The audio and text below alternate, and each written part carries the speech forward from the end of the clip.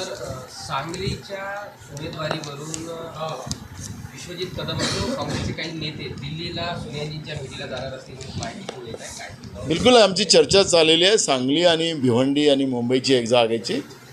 त्यामुळे आज शिवसेनेने त्या ठिकाणी 4 जागा घोषित केलेल्या आहेत. 2 जागा आहेत. एक जागा ऑलरेडी काँग्रेसकडे आहे. एक जागा ती येईलच. पण भिवंडी आणि सांगलीच्या बद्दलची चर्चा अजूनही आहे. उद्या अजून मीटिंग आहे. त्या चर्चेने मार्ग निघेल. भाऊ काय सांगतात उमेदवारी घोषित झाल्यानंतर अमोल कीर्तीकर असो अनिल देसाई यांना ईडीचे समन्स बजावण्यात आलेले आहेत काय सांगतात? भाजप घाबरलेली आहे. भाजपला आता सत्तेपासून दूर जावंच लागणार आणि म्हणून शेवटचा हा प्रयत्न ते करतात आहे. ज्याप्रमाणे केजरीवालांना एका निष्पाप व्यक्तीला एका मुख्यमंत्री दिल्लीचे त्यांनी एकदा नाही तर 2दा ते दिल्लीचे मुख्यमंत्री झाले. त्यांनासुद्धा त्यांनी खोट्या केसेसमध्ये आतमध्ये टाकलं. आज कीर्तीकर असेल या शिवसेनेच्या अनेक नेत्यांना त्यांनी ईडीच्या ज्या नोटिसा दिलेल्या आहेत या सगळ्या घाबरवण्यासाठी दिलेल्या आहेत. आणि खरं तर ईडी तर भाजपच्याच आता नेत्यांना लागल्या पाहिजे.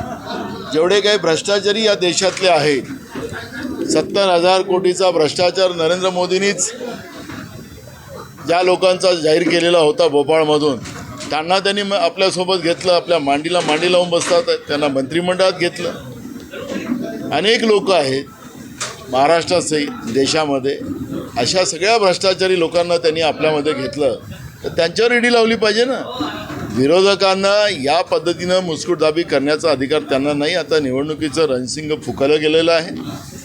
जनता जनार्दन हे सगळ्या गोष्टी बघतात आहेत आणि जनता जनार्दन हा नरेंद्र मोदी आणि BJPला त्याला हिंगा दाखवल्याशिवाय आता लोक शांत राहणार नाही अशी परिस्थिती आहे.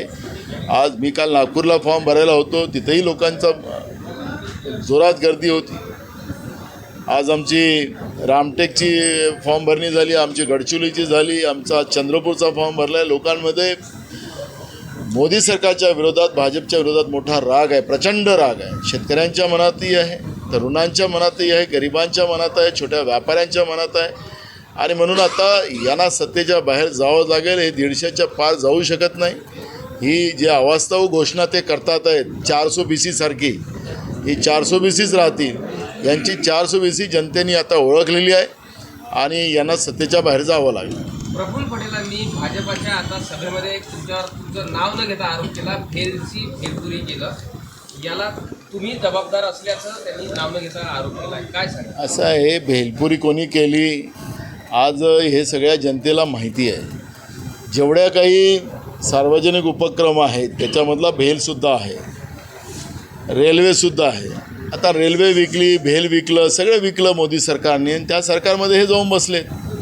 त्याच्यामुळे मोदी सरकारचं आणि भाजपचं जे धोरण आहे सगळं खाजगीकरण करण्याचं आणि त्या खाजगीकरणाचा बळी भंडारा जिल्ह्याचा भेल पडलेला आहे हे स्वतः त्यांना माहिती आहे. पण आता त्यांच्या मानेवर जी तलवार टांगती आहे कुठली टांगती तलवार आहे हे सगळ्यांनाच माहीत आहे.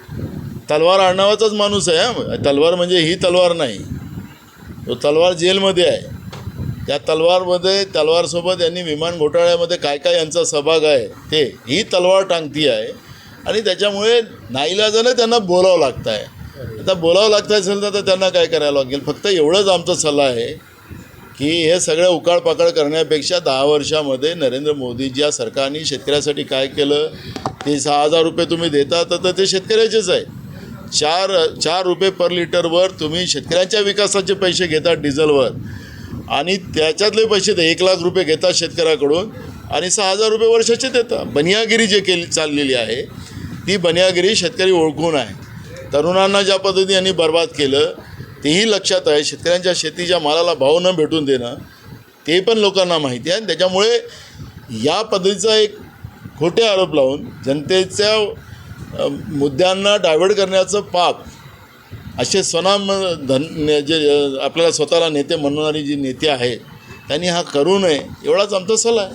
सर सांगलीच्या उमेदवारी ABP माझा, उघडा डोळे बघा नीट.